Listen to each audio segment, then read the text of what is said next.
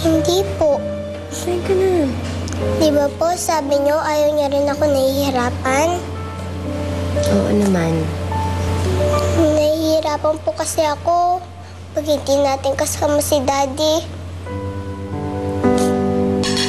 Eva, masanay ka na nawala ang daddy mo. Nabuhay naman tayo dati na wala siya, hindi ba? Galit ka lang sa kanya, kaya ayaw mo siya dito. Wala naman siyang ginagawang bad, di ba?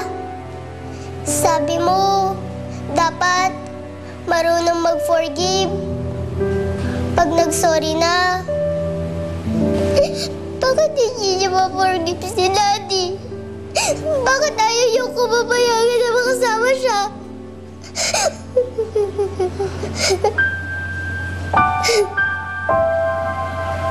Eva.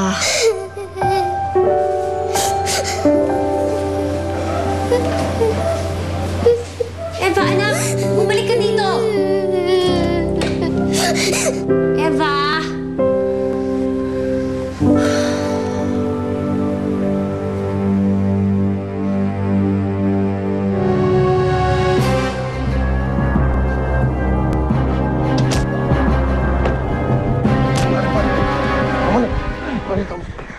Bitawan mo ako! Hindi ba ako tapos siya sa rapist na yan eh? Bitawan mo ako! Oo, nagkasala ko yung Melissa.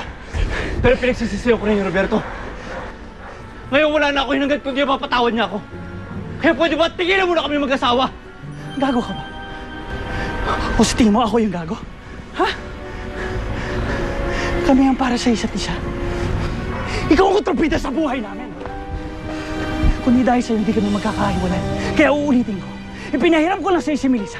Pero binabawi ko na siya sa'yo. Tigilan mo na kami mag-asawa. Kami ang tigilan mo, tantanan mo na si Melissa. Dahil hindi ka na matatanggap. She's my wife. Ikaw ang halimaw na sumira sa buhay niya. Kaya lahat gagawin ko para pagbayaran mo lahat ng kasalanan mo. Itatapon ko lahat ng pera kahit hanggang sa huling-huling kusing. Para lang sa kaso ni Melissa, para lang magbulok sa kulungan! Si Roberto, hayaan mo na siya. Makikita naman natin siya sa korte eh. Tama. Tama, Ori.